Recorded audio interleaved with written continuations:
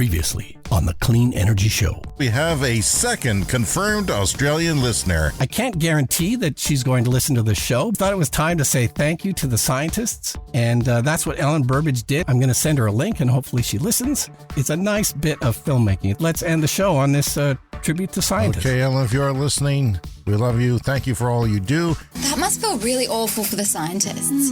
Maybe we should do a tribute for them in solidarity. In solidarity.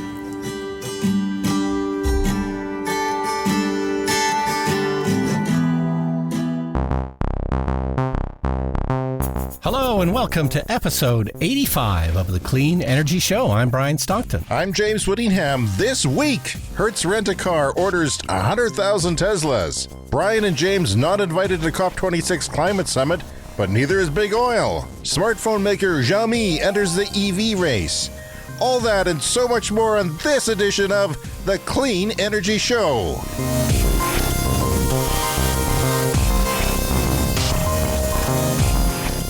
Mr. Stockton, how are you? It's another windy day here at the James household, and you're going to hear siding rattling. So many windy days, it seems, when we record the podcast. You're safe in your bomb shelter in the other end of the city. I have no idea what the weather is right now. It could be anything. You wouldn't know. You're in your bomb shelter, happily podcasting.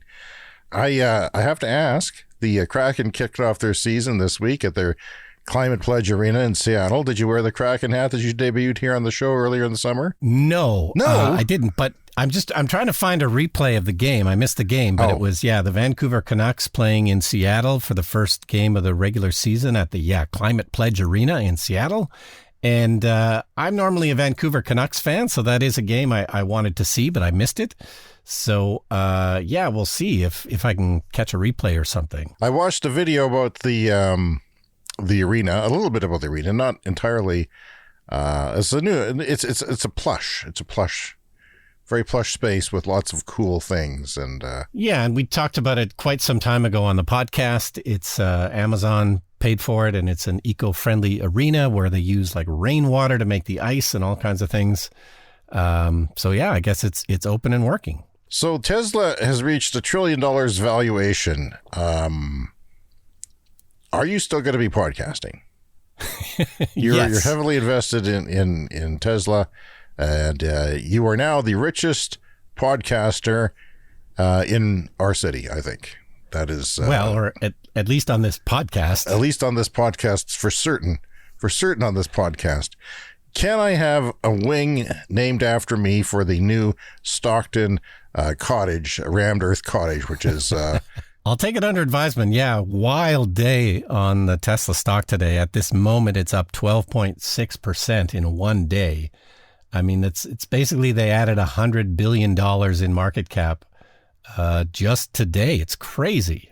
It's crazy, and you know what the news that we talked about at the top of the show, I bet, is why they added all that, and people get excited. Yeah, well, the stock was already up $50 before the market opened today, so it was already up $50, and then the announcement came out that Hertz was buying 100,000 Teslas, and that's when it really took off. Brian, did you get your EV rebate for the sidewalk tax people here in Saskatchewan, where there is a movement to rebate the EV tax for the 600 plus EV owners in our tiny province? With our tiny EV population, they went and taxed us the first in Canada, and now an organization is offering it in a rebate. Did you apply for it? No, I haven't done that yet. I wanted to ask you because time is running out. I have to apply by the end of October. Have you done it yet? Yes, so I'm getting my $150 back to me. I chose, controversially, perhaps, to have it rebated to me because there's options that they encourage you to apply, give it to the Lung Association or another charity. And I decided I wanted the money. So I'm going to reinvest it in the podcast. That's what I'm going to do. Oh, fantastic. Which we are a climate-friendly podcast and are educating the world in some ways and spreading information and creating a dialogue. Why shouldn't it go to us, Brian? Really, all of the donations should go to us, quite frankly. But well, let's get on with the show. So, we talked about this briefly, but this is just hot off the press news that Hertz Rent-A-Car Now, they just recently got out of bankruptcy, so they've restructured the company 4 months out of bankruptcy.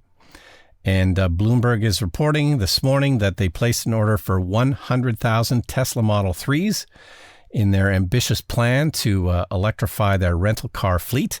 It's going to take 14 months for Tesla to deliver all of these cars, and we know that Tesla is making cars as fast as they possibly can, but there's big waiting lists. So it's a deal worth $4.2 billion. So they're paying roughly $42,000 per car, which is probably the market price for whatever they're buying. And this is a huge deal. And I think it, again, points to the advantage that Tesla has. I don't think it would even be possible for Hertz to do this deal with any other EV maker, because first of all, no other EV maker is making enough of them.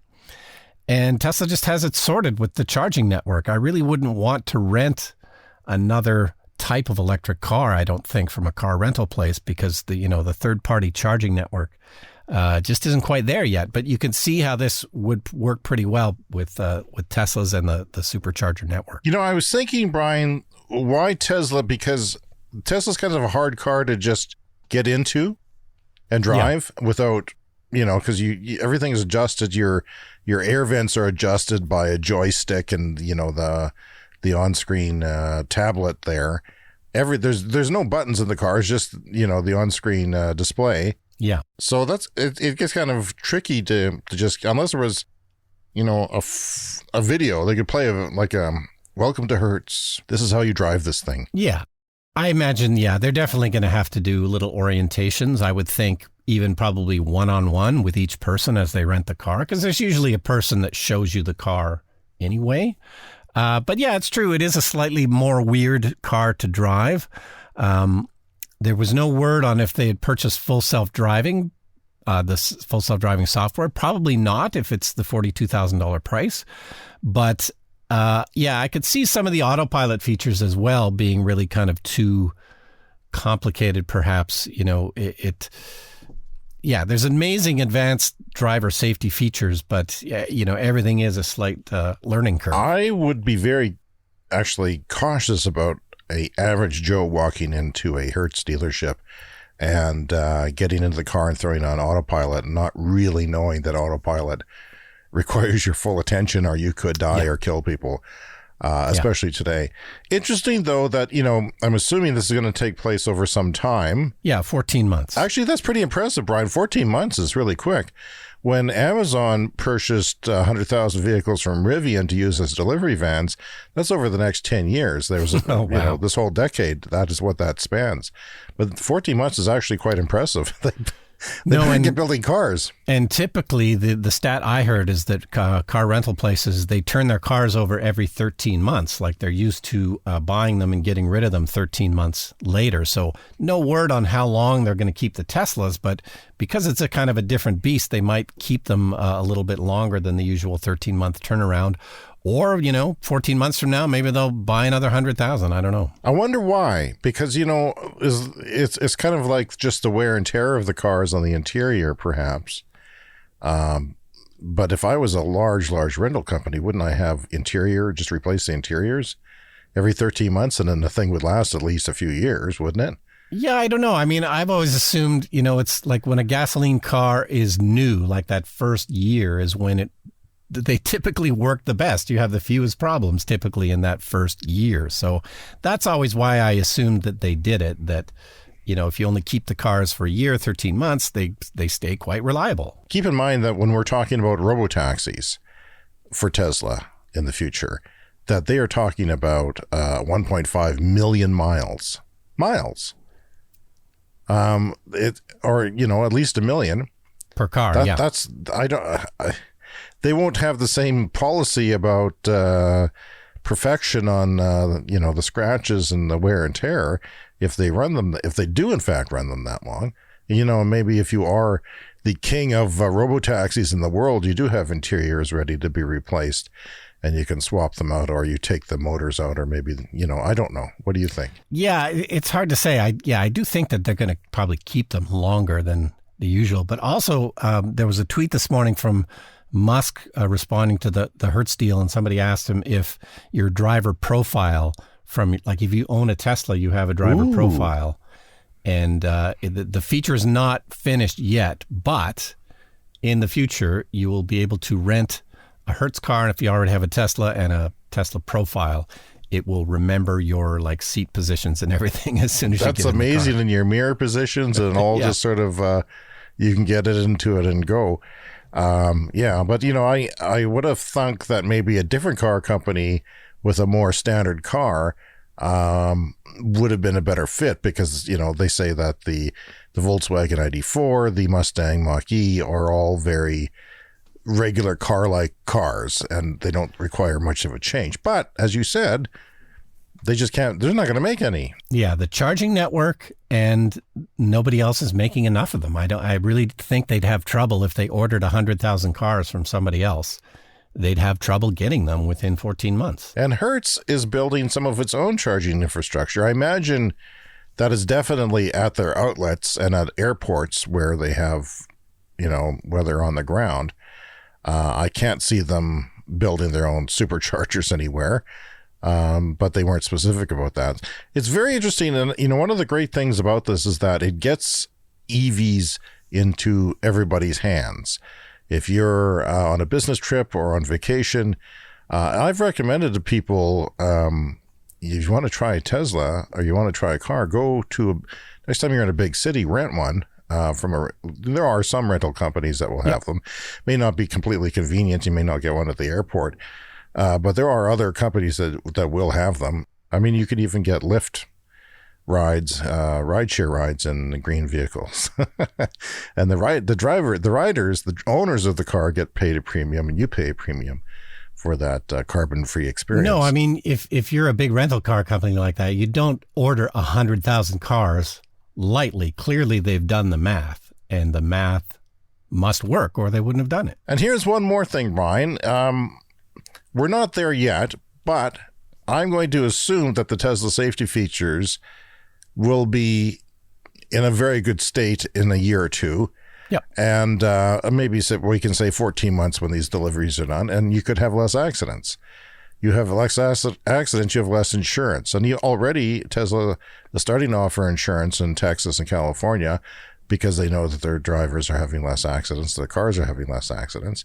You also have the Sentry mode sort of monitoring everything, so you know what's going on.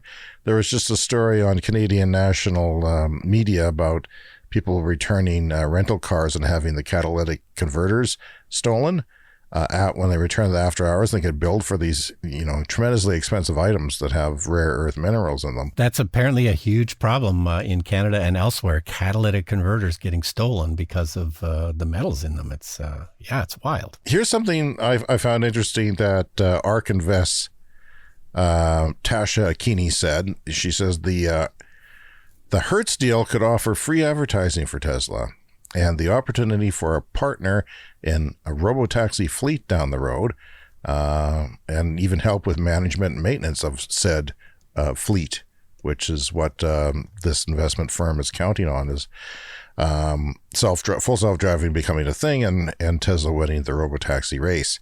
So if that does happen, that's interesting. It's certainly good free advertising, I think. And boy, Brian, once you drive electric, it's you don't want to go back. Yeah. It's everybody who buys an electric car says it's the best car they ever own.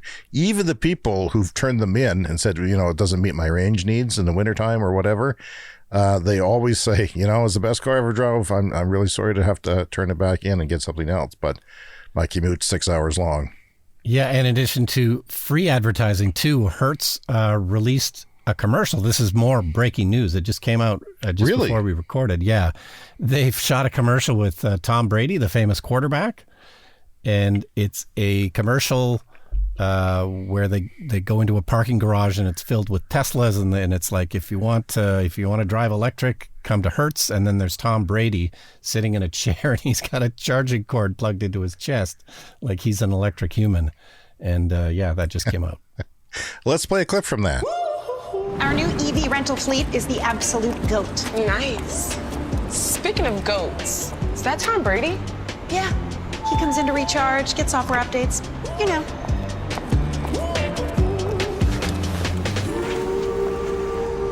Same time next week? You got it. Cool. Let's go. That's good to see. I was thinking that as I watch TV, I don't watch a lot of TV, so maybe I'm just on specific channels, but it seems to me that every damn commercial I see is for an electric. Yeah. It's crazy.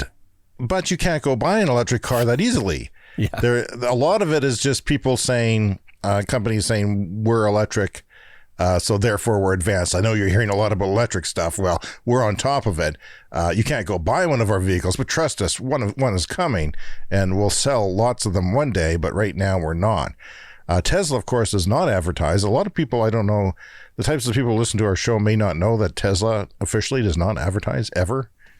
It's mostly word of mouth. And the stats for like the regular car companies, it's 200, 300, 400, 500, like as much as $1,000 per car is the cost of advertising. Like I think it's Jaguar spends the most, something like that, but it's an average of $200, $300, $400 per car is what they spend on advertising.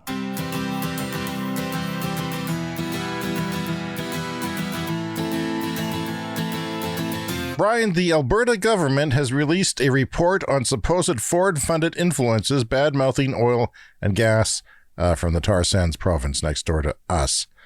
And guess what? They for years were saying that foreign influencers, your Greenpeaces, your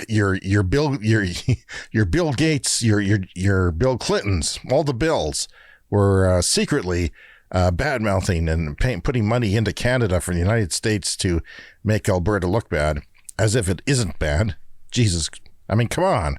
It's bad. It's bad. You can't get around that. When you look at what needs to be done with the climate, and you can stop fooling around right now.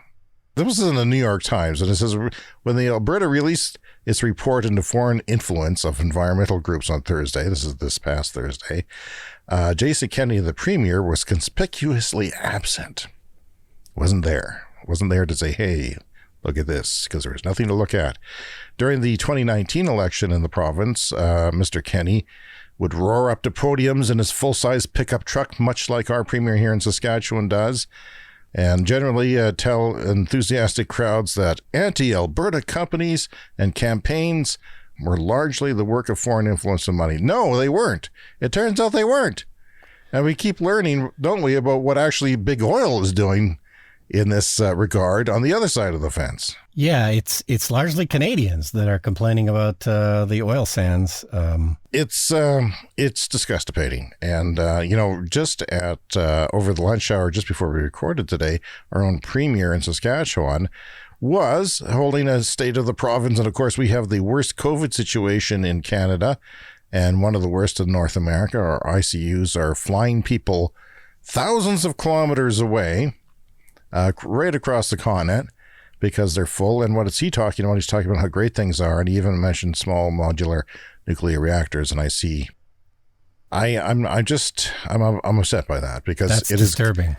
It's clearly, well, that's not the crisis at hand here. The state of the province is we're hooped when it comes to healthcare, but when it comes to the state of the pandemic, the lack of restrictions let everything get out of control, where the rest of the country is doing pretty well almost. So I just hate this, because I know that it is just kicking the can. It's kicking the can of climate change. And we'll talk a little bit more later on in the show about our Australian friends mentioning our own carbon capture in Saskatchewan at a coal plant not living up to expectations, and that being a load of baloney, as we say here in North America. So anyway, Brian, COP26 is coming up. Yeah, it's around the end of the month. This is the big climate summit that's happening, and the Guardian is reporting that fossil fuel firms had lots of private meetings with the UK officials who are holding COP26, who are hosting it, and trying to get in there. And in the past, oil companies have been a part of COP26, and they've been able to use that to, say that they're going to clean up their act or whatever. But officially now, there is no official participation from the big oil companies at COP26. They have been excluded, and this is a big deal. It's no longer consorting with the enemy, I guess. The more I learn about the climate crisis, and I would like to assume that a leader like our premier of our province here, or a head of state, or a prime minister or president, or anyone like that, would know more than I would take the time and get briefed and know more than I do. And what I know is that we have to start acting now, and we have to start acting with real stuff. We can't just throw money around at carbon capture. We have to act with the stuff that is readily available, and that is wind and solar and batteries.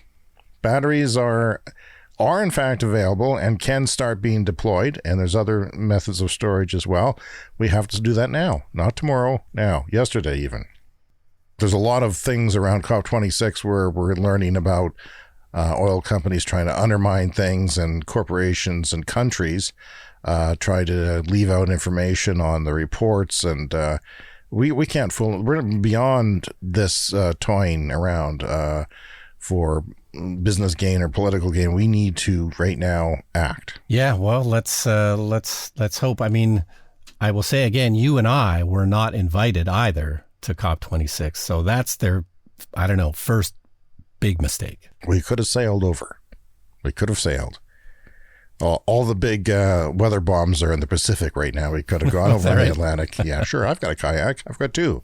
I got a solar panel I can mount on top. We could have made it carbon free. There are ways for us to get over there.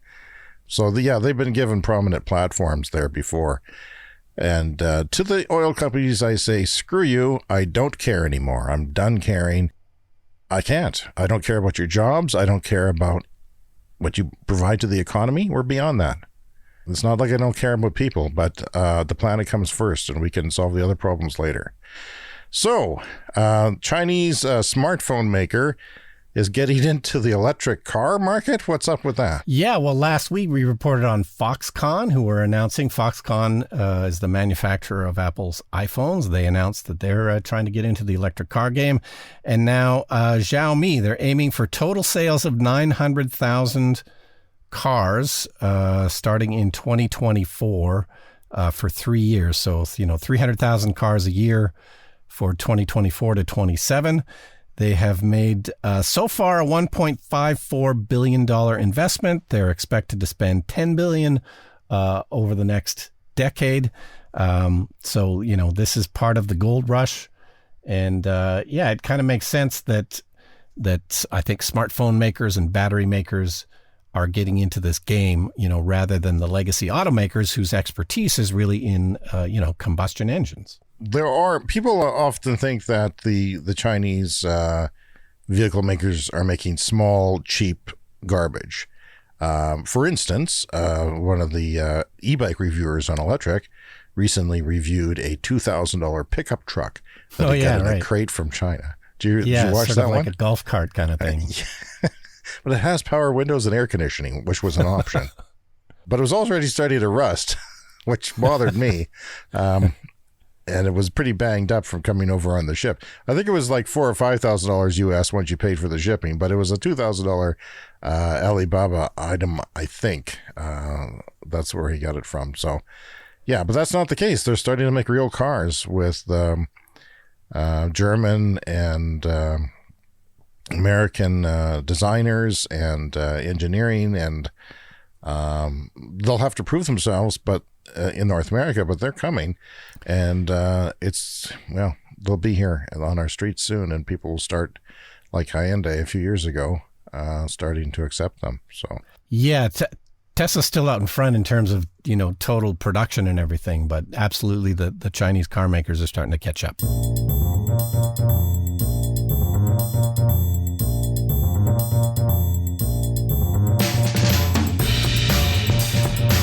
And now it's time for some listener feedback, which we always love on the show. Brian, we got a big letter here from Down Under. Yes, so we teased this off the top of the show a few months ago. We played a song by Ellen Burbage from Down Under, and she's involved with Juice Media that makes those honest government ads about Australia and the problems that they're having down under in Australia with their pro-fossil fuel governments. And so she gave us permission to play the song on the show, and I sent her a link and hoped that she would listen. And we finally heard back from her. So hello, Ellen. She said she's subscribed to the podcast, so I imagine she's listening now. So we have at least 2 confirmed listeners in Australia, probably more. But wow. Thank you so much, Ellen, for letting us play the song and getting back to us. She had some wonderful, kind things to say. She says she loved the podcast, and she thinks that we're brilliant. So that was great to hear. Great to hear. Not necessarily accurate, but good to hear. I mean, the letter's addressed to me, and she says, I think you're brilliant. So I'm not sure if she thinks that you're brilliant. It's maybe just me. I'm not sure. Well, even that's a stretch. I mean, you've invested in Tesla and proven yourself financially, but, I don't see anyone giving you a star on the Genius Hall of Fame. Yeah, well, we'll see. But thanks again, Ellen, and glad to have you as a listener. Please come to Canada someday, and, maybe you, me, and James can make a movie or something. James and I make movies occasionally. Oh, We'd sure. love But to, only when people from Australia come and say hi. Yeah. Then we say, hey, let's go make a movie. Of course, from my own selfish point of view, I would like to go visit Australia, see her in Melbourne and all the people at Juice Media, and make a movie there. Yes. Let's do it. Which one of our former producing partners was doing that recently, making movies in Australia. So I have not been, of course. And no, me either. And that would be quite a pleasure one day. But it's just a fantasy. It's just a fantasy for now. But yes, thank you, Australia. And anyone else who's quietly listening in Australia, not admitting to the fact, hello to you and welcome to the podcast. And if you'd like to write us someday, that would be great. Yeah, and we've had less Australian news lately, but we'll try and rectify that. Oh, there's Australia. I'd love, if I had a chance to talk to Ellen, I would ask her this.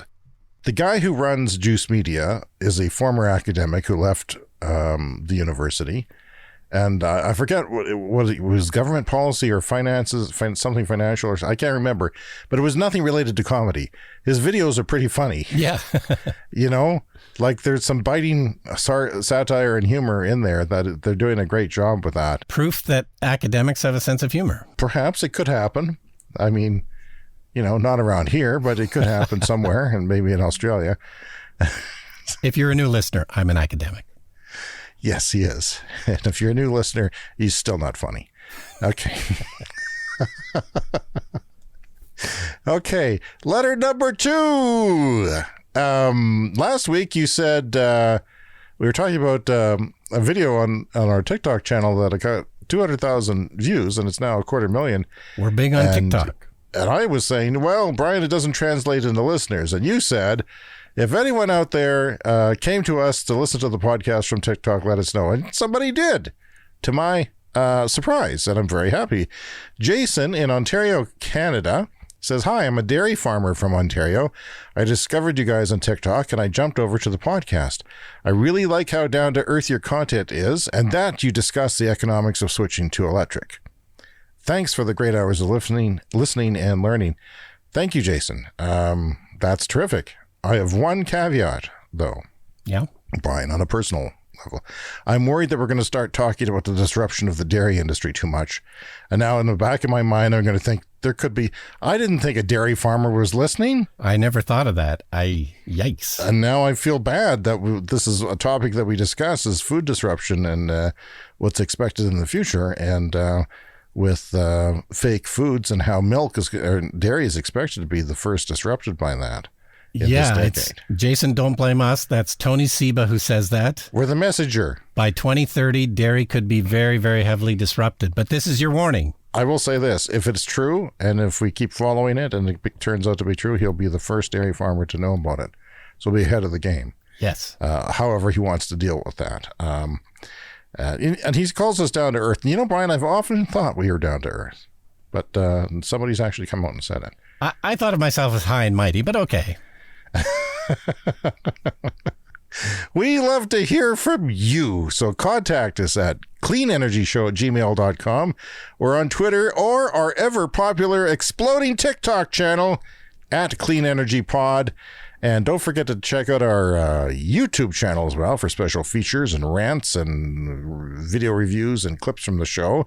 If you'd like to see our pretty, pretty faces, leave us a voicemail if you like at speakpipe.com/cleanenergyshow.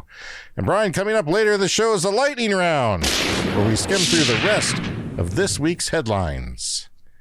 And now, let's get into some more Tesla news because there's a whole whack of it this week. Yeah, it's crazy. There's lots going on for sure, not just the stock price. So 1 year ago, FSD beta was released, and where are we now? How do you feel about that? Well, we're at version 10.3, so yeah, it is going slower than I thought it was going to. I got kind of overly optimistic about it. There's still amazing things going on. There's lots of YouTube videos, people charting the progress, and sometimes FSD is amazing and it can skirt around city streets like nothing and no interventions for miles and miles. And other times not so much. But yeah, it's going slow, but you know, it's such a difficult problem. So Tesla threatened that they would take the beta away from people. I think you have to have a good driving score for a week beforehand, and then they threatened to take it away if you didn't do a good job. Is that happening? Yeah, I believe that it has been yanked from a couple of people. Of course, they've activated the interior camera now. That's something you have to agree to get the FSD beta, so they can tell if you're falling asleep or checking your phone or whatever. And so and of course they have the data on everything. So yeah, if there's violations beyond a certain point, they will take your FSD beta away. So you do have to intervene when it doesn't do something. You do that by hitting the brakes or moving the steering wheel, and that will disengage it, right? Yeah, that's fine. But what they're worried about is drivers simply not paying attention.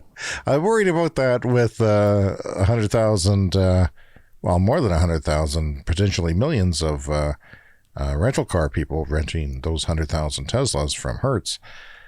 Tesla was cleared in that autopilot crash in Texas. Did you hear that? We talked about this on the podcast some months ago, so I thought we should do the follow-up. So yeah, it was just one of those things where there was a horrible, tragic accident in Texas and 2 people died, and it made headlines immediately because it was a Tesla, and people on the scene said that nobody was driving the car.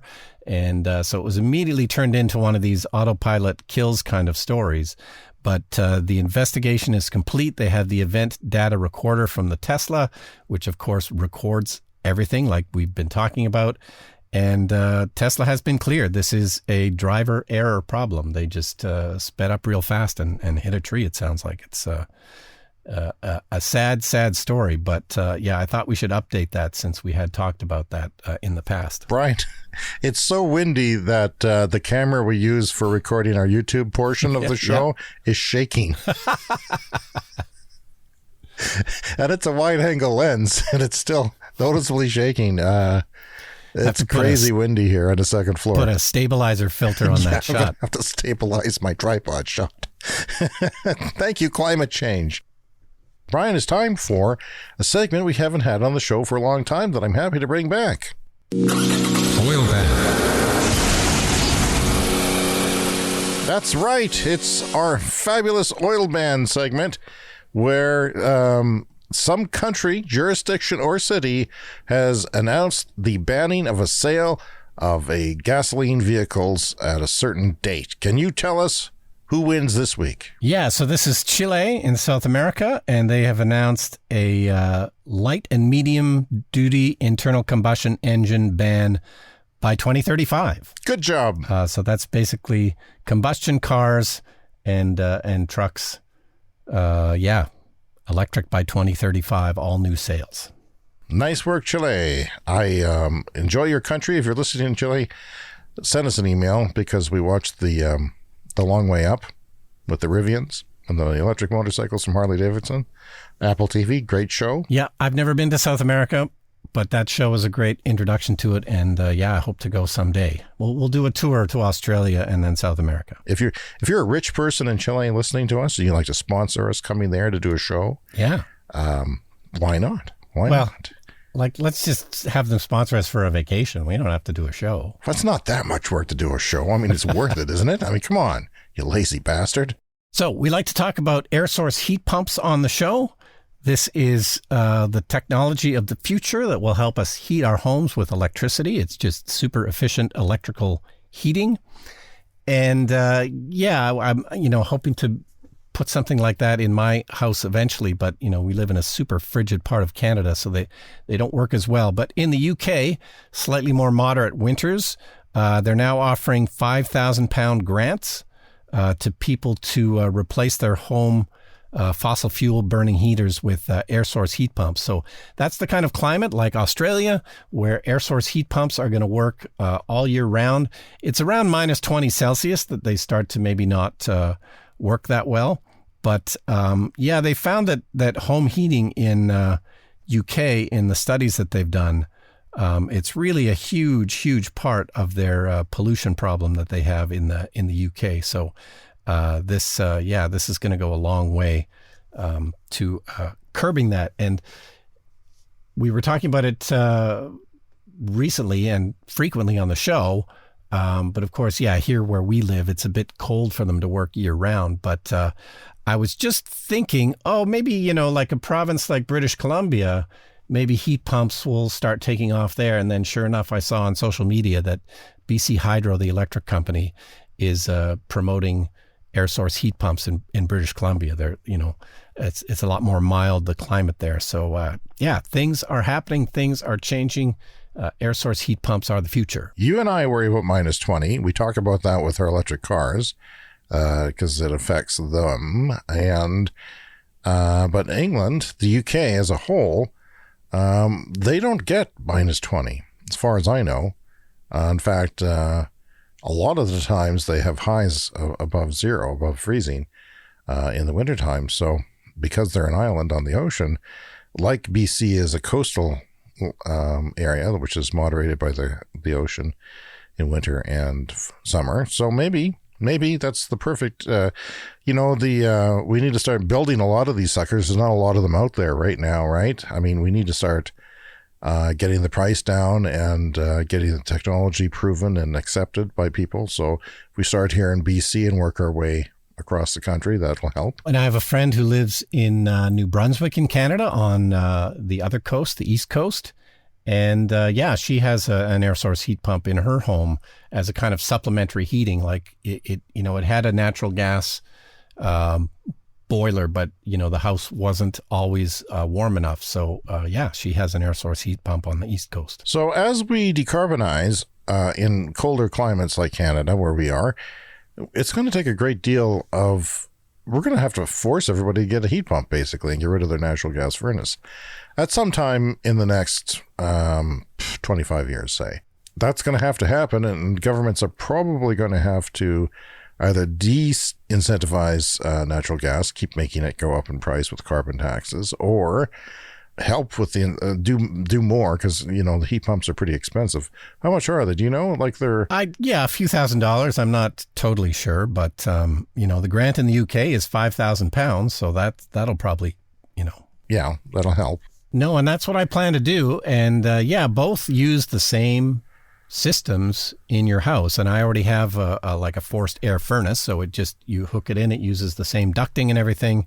So we'll see how that goes. Yeah, we'll see how it goes and keep an eye on it, and we can learn from you as you do things. So we'll share our experiences as we share our experiences with electric vehicles. Brian, the other day I got into my car, my EV, my Nissan Leaf, and it was a cold frosty day, cold frosty morning, the first where there was ice on my windows. And I thought, again, I was thinking, okay, is this good? I didn't have I had to remember that this is okay.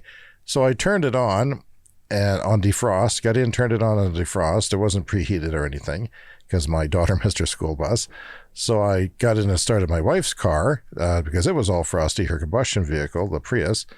And then by the time I scraped a couple of her windows, and by the time I got back to my car, it was done. It was a toaster in there, just like 3 or 4 minutes later. And suddenly it was just hot and all the ice had melted off. And I just love EVs as wintertime as much as any time. And for some reason, our video on YouTube where I start an electric car in -40, getting a lot of nasty comments from people now. So I don't know what it is. That video is a couple of years old, but it's starting to fire back up again. And maybe it's because of the time of the year. And people are, it's just, I hate nasty internet comments because I don't bother with it. Yeah, so I got more comments like, yeah, it heated up like a toaster, but how long would it stay like that?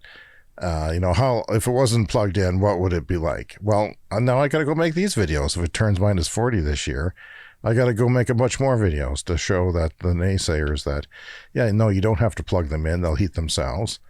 And and by the way, I'm doing the library presentation, Electric Cars of Winter, again this year in person, which I'm a bit nervous about. So if you're in the area, check it out December 2nd. Oh, fantastic. Maybe we'll live stream it. We've got so many followers on TikTok. We're now allowed to live stream. We've reached that level in the gameplay where, they're unlocking things for us. So nice. Well, yeah, you can live stream it on TikTok maybe. Well, Brian, let's get to the lightning round.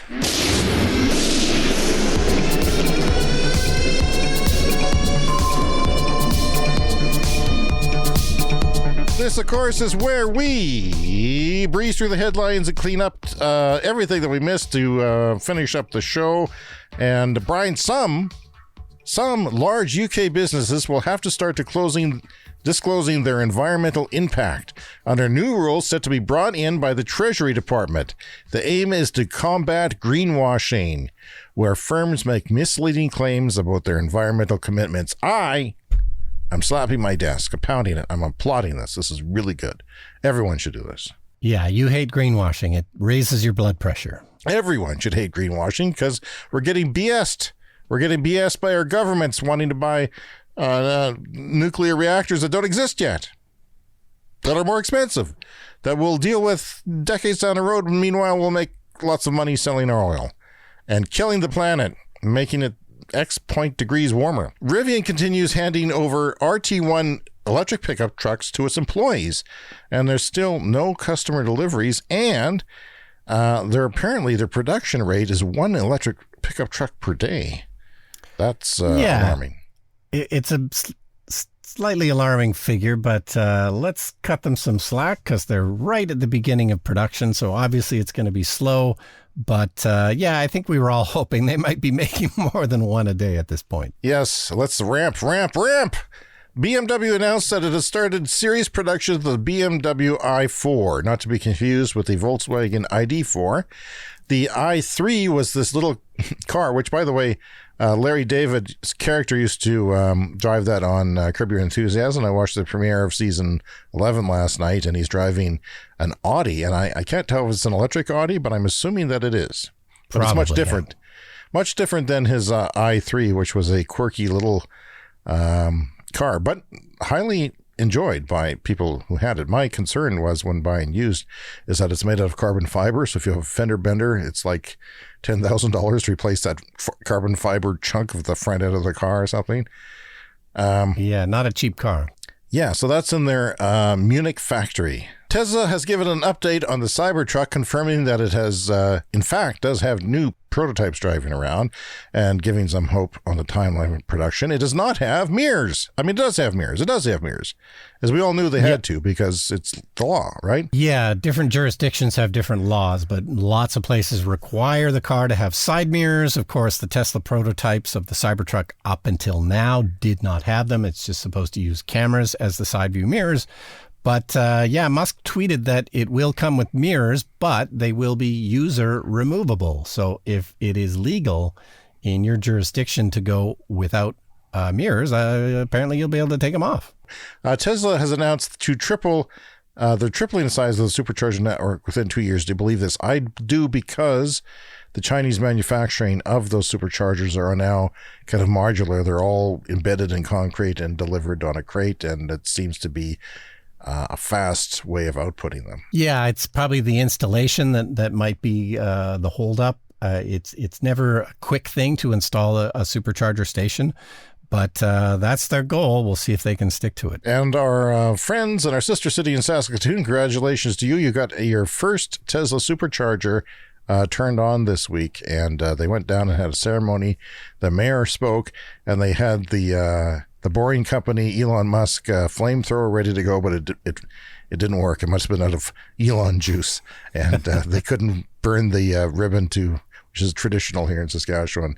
It's great that the mayor that was there, the mayor of Saskatoon, and by the way, did you know that he is Zach Galifianakis' brother-in-law? That's him? Yeah. No, I didn't. Yeah, the mayor of Saskatoon is an in-law to Zach Galifianakis. No wonder he's cool and pro-environment. You know, we've talked last week that there's this big problem with governments, federal governments, state governments, of not living up to the Paris Accord and not doing enough. And yet jurisdictions such as states, this is true in Australia very much, states, provinces, cities are living up to it. And it doesn't matter what the country does. If everybody in the smaller places does the right thing, we might just survive. Yeah, we'll see. Tesla's Elon Musk to meet with India's Prime Minister to discuss duty reductions. Lots of duty importing cars into India. And sounds like Elon wants to sell lots of cars to India, but not necessarily build a factory there for some reason. I guess it's just too much too soon. Yeah, we'll see. It's a very large untapped market, but they tend to buy less expensive cars. But yeah, I'm sure Tesla would love to get in there in some capacity. Leaked draft IPCC climate report shows oil and gas and coal-rich countries lobbying to remove references to phasing out all fossil fuels. I see, if I read this, my blood pressure's going to go up. But I can't afford that, Brian. I can't. No. This makes me angry, sad, and angry again. Yeah, they want clean fossil fuel tech written in. Getting pissed off. I'm not going to make it through the podcast without getting angry. No, and I hate to bring up the oil refinery that is right near your house, but they have been talking about cleaning up their act and being carbon neutral by 2050? Was that what it was? Yes, they're going to be carbon neutral by 2050. Good for them, because the bloody planet is going to be carbon neutral by 2050. That is the goal. And if you're carbon neutral in your planet, what are you selling in your refinery? Because whatever you're selling has to be burned. Can you hear me, refine? I'm going to open my window. That's what I'm going to do. I'm going to open my window and shout out my window, and maybe the wind will carry it the 2.5 kilometers to the refinery. I'm sorry I brought it up. At least they're admitting that there's a problem, that there's a low carbon future involved. But, that's greenwashing in their own right. I know it. So screw them.